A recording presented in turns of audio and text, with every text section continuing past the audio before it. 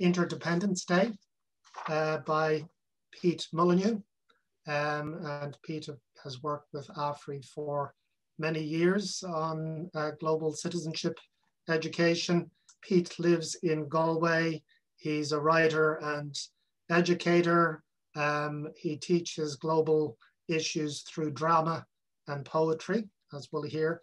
And Interdependence Day is actually his third published educational resource. And as we were chatting before the event, he's very recently published a political science novel as well called Jules and Rom. So I'll just put a plug in for that. That offers a futuristic take on Shakespeare's play, exploring artificial intelligence and engaging global issues such as war and climate change. So just demonstrating the multiple ways in which these issues can be examined and dealt with.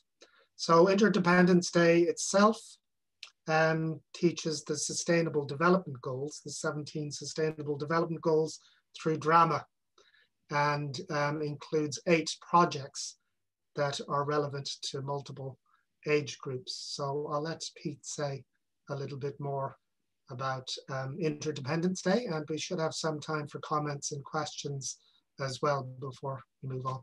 That's great. Thank you for that introduction, and also thank you to Nicola for a fascinating presentation. So yes, my book, Interdependence Day, was published this year and launched at AFRI's Fatal Breed event in February.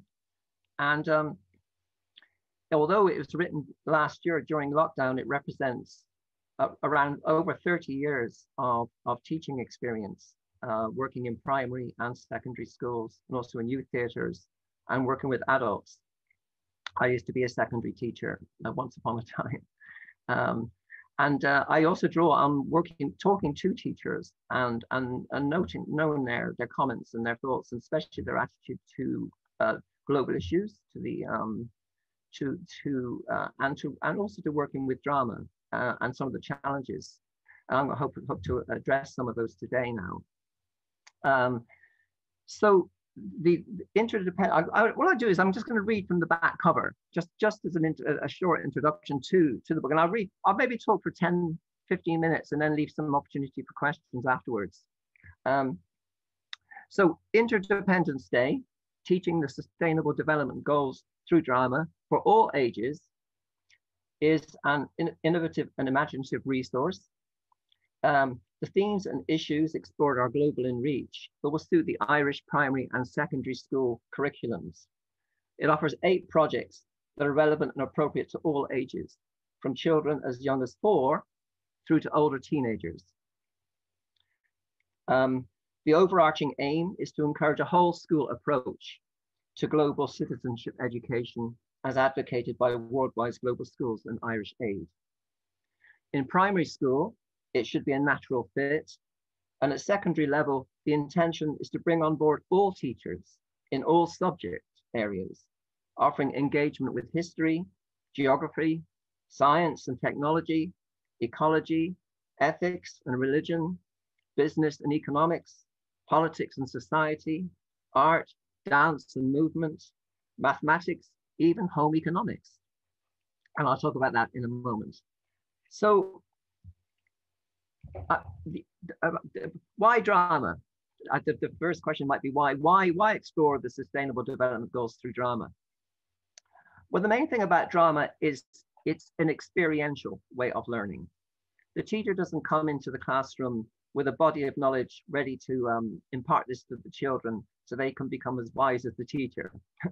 The idea is the teacher will be learning alongside the children as they explore these issues, and perhaps hopefully come up with ideas that maybe the teacher hasn't thought of, maybe other adults in the world haven't thought of, and maybe our world's leaders, whether it's the United Nations or the World Health Organization, haven't thought of either. And this is the fantastic thing about what can happen in the classroom when you're exploring through the imagination. Ideas come up which are new.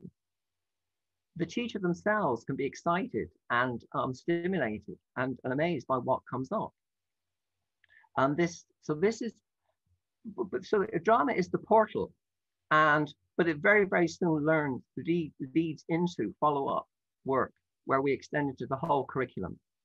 And we can start looking at science and maths and geography and history and a whole range of subject areas which immediately come together. And as the Dalai Lama said, yeah, everything is interdependent. And that is the theme of the book. There's the interdependence operates on 3 levels in the book. The interconnectedness is between humans and other humans. We all have to relate to other human beings. And if we're talking about the Sustainable Development Goals, we have to come together in partnership, which is actually one of the goals, SDG 17, with other human beings. The second way in which we're talking about interconnectedness and interdependence is with, as Nicola talked about there in the Web of Life, with nature, with other species, with the planet, with the ecosystems, with the air, the water, the soil. And the third level, which I think is running through my book, which is a very, very important one, is an interconnectedness within. So individually, each person becomes interconnected with themselves at the level of thought and feeling and physicality. And this links very strongly to SDG 3, which is all about well-being. That in order to develop our well-being, and this is a developmental thing as well as a development education thing, that for human development, we need to understand ourselves. Know thyself, I think was written on the oracle at Delphi. So our thoughts, our feelings, and our physical reactions to issues are essential. And in a sense, this is what drama does. It gets you on your feet thinking. And many of the great world scientists and philosophers, Einstein to Newton, talked about how they thought on their feet. They wandered around thinking while they were walking. And so Newton only sort of ended up sitting under the tree with an apple maybe or maybe not falling on his head, having walked and walked and walked with all these ideas percolating around. So a typical drama lesson on, say, ecosystems, looking at the way in which human activity impacts on, say, forests and jungles and trees, instead of going straight into a discursive mode, talking about the subject, the teacher will invite the class, okay, let's be a forest. Let's become a forest. What's it like being a forest? And everyone is invited to become trees. The next thing you know, we're looking at the animals that inhabit the forest and what's it like being the animals in this forest. And we developed it from there so that once we sit down and then go into discursive mode and we start talking about how does this relate to history and geography and ecosystems and climate change, human destruction of habitat, the importance of soil, the importance of seeds, alternative wisdoms, the impact on indigenous peoples, all of these things, the children bring with them an immediate experiential experience of having explored this and having their minds and their hearts and their bodies touched by this issue immediately, so that actually they just don't go straight into a discursive talking mode. They bring it with them. I should say as well at this point that this is a book that all teachers can use at primary level and at secondary level. And it doesn't mean you have to be an expert in drama. Far from it. Any teacher can do this. There's only one drama technique that's used throughout, which is freeze frames, which can be learned in a couple of minutes. The children take to it very, very, very quickly. And within a few minutes, they become experts at it. And they can apply the technique of freeze frame to any theme or any issue. The teacher also can feel very comfortable with it and in handling it and knowing how to use it in the classroom. Freeze frames is very simple. The teacher counts down from 10 to 0 and the children freeze, given us a subject. So the teacher might say seaside, and within 10 seconds, everyone has to freeze and be doing something at the seaside or the supermarket or circus performers, whatever you like. And then from that, you move into geometric shapes, into abstract ideas like hope, fear, creating a picture of solidarity. Then you can move into transformations from one emotional state to another, moving, say, from fear to solidarity and from solidarity to fear. And the children very, very quickly become expert at this. In fact, when I've done it, and I've done all of these projects, I've done in schools many, many, many times, in primary school and at secondary level. And I say working with children as young as 4, right through to older teenagers. Any teacher should be able to do this. And I'm really trying to really push the idea that looking at the SDGs is not some kind of exotic add-on to the normal curriculum. That any teacher, whether you're teaching geography or history or maths or home economics, can bring the Sustainable Development Goals and global issues into their normal method of inquiry. And then also, in my case, to use drama as a vehicle for targeted learning. In a sense, when we're working with drama, we're talking about play. Children naturally enjoy playing. And I know even when I'm working with, I can go into a classroom that's full of sleepy teenagers who are all kind of fed up and kind of miserable and kind of look very sullen and kind of grunting at you. And within a few minutes, they're flying around the room and playing. And the same with adults. But in this case, we're talking about play as a vehicle for targeted learning. So it's about play, but it's serious. And the children can have fun, whether we call them children or pupils or students. They have fun while they're looking at serious issues. And that's the thing. It's a fun thing. It activates the body, it activates the mind, it activates feelings all at the same time. And it's an energy. So what I might do is I might just read the contents out and just give you a sense of how the SDGs as well interconnect. There's an interdependence of the SDGs as we look through it. So of the 8 projects, several of them look at all the SDGs together. So in one session, all the SDGs will be tackled at once. And I'll talk about how we do that. And then some of them begin with one SDG, for instance, life on land. And the next thing you know, you're looking at climate change. The next thing you know, you're looking at biodiversity. The next thing you're looking at indigenous peoples, and you're looking at language, and you're looking at, and it expands out from there. So I just look at if we look at the contents page here, project 1 is called Freeze Trees, Seeds of Hope. Exploring life on land, SDG 15, understanding biodiversity and threatened ecosystems, linking to climate action, which is SDG 13, peace and justice, SDG 16, responsible consumption and production, SDG 12. Project 2, brains, hearts, and stomachs, connects the personal to the global, building on good health and well-being, SDG 3, linking to conflict resolution, SDG 16, climate action, SDG 13, zero hunger, SDG 2, and a whole range of other SDGs. Project 3, a piece of the cake, examines fairness and justice, SDG 16, in relation to decent work and economic growth, SDG 8, reducing inequalities, SDG 10, and so on. Our project 7 uses topical news stories as a dramatic stimulus, looking at SDG 11, sustainable cities and communities, life on below water, SDG 40, linking to responsible production and consumption, SDG 12. I want to leave time for questions. So I might just jump to the last project and just say a little bit about that.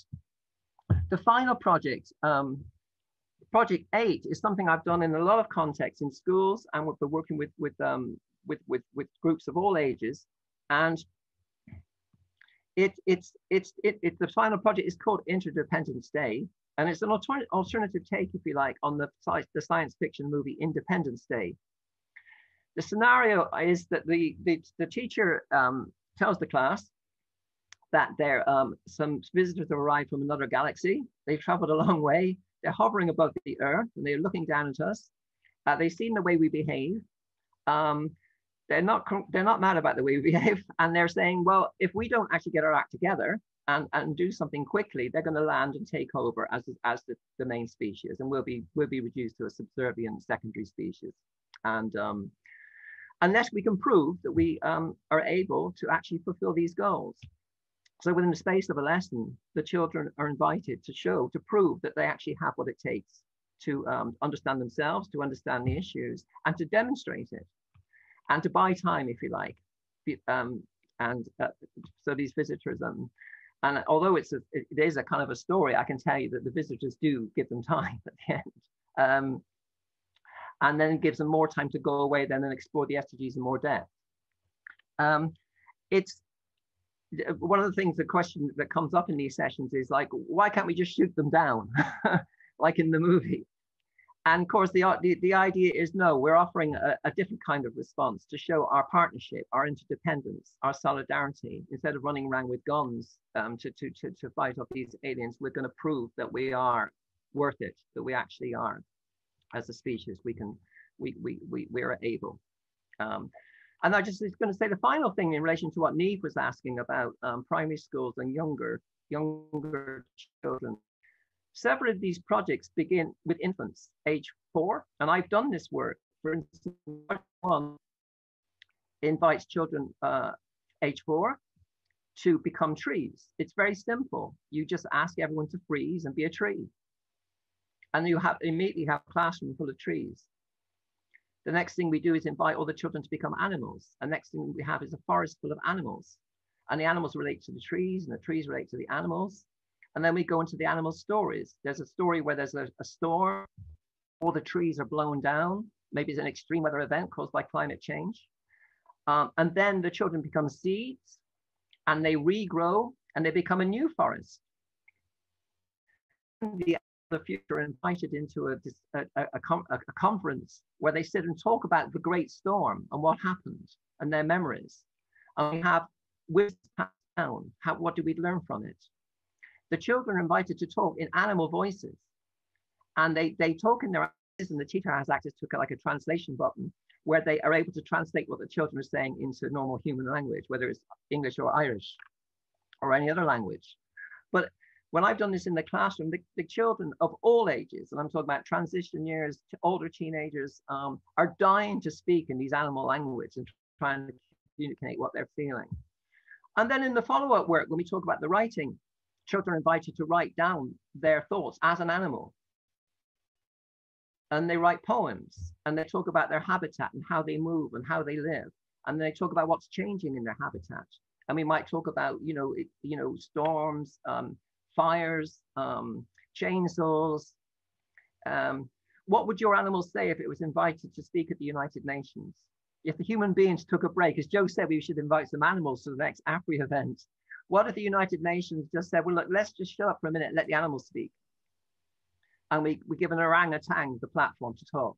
This is my life. This is what it's like. This is what my forest is like. Let me tell you about myself before I'm gone, before I'm forgotten.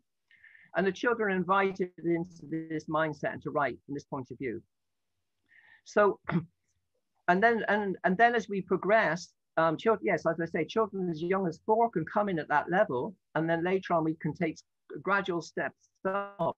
So as the material becomes more sophisticated and more challenging, children aged 8 and 10 can come in, 5th and 6th class in primary, and then we can go into secondary, and we work our way right the way up. So these ideas become sophisticated for even for adults, in fact, to as a way of inquiry. So I think I'll just stop there and allow for time for questions, and that'll be a more kind of fluid way for me to respond to what people might want to ask. So okay, thanks very much for listening. Thanks very much, Pete. That was absolutely fascinating, both the ideas behind Interdependence Day, and you made the theme of interconnectivity and the web of life as well, of course, but also how you've put it into practice in the classroom through drama and with multiple. And again, the resource is available from AFRI for anyone who wants to obtain a copy of it. And that's what the hard. Yes, Marie, I see your hand is up. I'm delighted to hear that drama is still such an important part of deep education. I would have been a teacher most of my life, and certainly I was totally converted. And needless to say, I would have produced plays, but I can totally understand the value of getting the children to get into the body almost of a tree and what it feels like. The second, I just couldn't believe that you were using the image that the image of the web was being used, because that is one of the deepest images from the point of view of spirituality that there is. That we're all web, and that we're constantly spinning, moving in different directions. And then that brings me to the Garth Moor and the wonderful walks that I enjoyed in the past so much. And just the question that occurred to me is, aren't we in a kind of a Garth Moor with this pandemic, in the way that it has changed our lives? Now, God knows, I'm not trying to say that we have the suffering that they had during the Garth Moor, but there's something there about deprived of real life as we knew it. And I'd like to say thank you very much to Joe and all the very much. Yeah. Can I come back to that straight away? Yes, thank you, Barry. And yes, I'm speaking from personal experience. I found this whole experience of COVID has been an opportunity in many ways to reflect and to go deeper inwardly as well as outwardly in terms of connecting with other people. When we're talking about children and learning and adults, we're talking about developmental learning as much as development education. And I think, as you say, the spiritual element is so important. And that in order to understand ourselves and understand our world, in order to actually, deliver these goals, in order to improve things, we need to understand our spirits and our souls, alongside our feelings and our thoughts. And this is where, the wisdoms of indigenous peoples comes in, is so important. And I myself have just been very affected by listening to lots of different spiritual teachers and speakers during this time. And one of the things I think if we talk about SDG 3, well-being, developing well-being, I think in order to develop well-being, we have to know ourselves, and we have to know ourselves on a spiritual, soulful level, as much as understanding ourselves intellectually. It's not just about information. It's about the value of information. It's about quality as well as quantity, not just loads and loads and loads of information. We also need to understand ourselves deeply, as Mary said, as human beings, and in a humble way, in a way we relate to each other and to the rest of the planet. And I think I'd say, you mentioned COVID. Some teachers have asked me about teaching drama in the classroom under current restrictions. And I would say everything in my book is possible in a COVID classroom, in a normal, regular classroom, with social distancing, with masks on. Instead of, for instance, asking children to work in small groups of 5 or 6, you can work as a whole class. Instead of getting into groups of 5 or 6 to become a forest, the whole class can become a forest. It's just a different dynamic. And in fact, if anything, it's simpler. To just stand in your place, your normal place, in your normal desk with your mask on, and then imagine what it's like being a demo, and then using very simple mind, throwing your hands around, you can very, very easily take part. And in fact, one of the things about it is the distance within the classroom means you have to reach towards other children in the classroom from where you are. There's a reaching out. And if you like, what Nicola was talking about, that interconnectivity, that web that expands from the imagination, you can't actually go and join another child from another part of the classroom physically. You're not allowed to move, but you can reach towards them in your heart, and with your voice, with your eyes, and with your imagination. So the whole class is pulled together in a collective inquiry, even though you might be stuck in one place. It's very important, I think, because a lot of teachers think, oh, you can't do drama in the classroom, but you can, in that kind of a way. I've got an educator here who would just like to ask a question there, please. Well, it's just not a question as such, but I want to congratulate you on your work. I was working in a college of education. I was head of the arts, dance, drama, music, and the visual arts. And your work is really groundbreaking, because getting children at 4 years of age, maybe even younger, and giving them self-expression and independence and the ability to express themselves in whatever way is so important. And your work is really ingenious in that you're integrating the environment and the person at a very, very young age. And this is really where environmental education has to start. So congratulations on your book, and wishing you all the best. What price is your book? I think it's €5 from AFRI. Super. €5 because it's a bargain price. It's €5 plus postage. Super. That's a bargain, as you say. Yeah. And I'd like to encourage any teacher who is thinking about doing this, just go ahead and do it, because you'll really give a little diamond to every kid in your class by getting them up, and even tiny little movements and that sort of thing. So congrats on your work. But already questions are coming in about how to get access to the resources. Yeah, they're available from AFRI, no problem. We're delighted to send them out. If you just send an email to admin@afri.ie, you know, we'll get them to you promptly.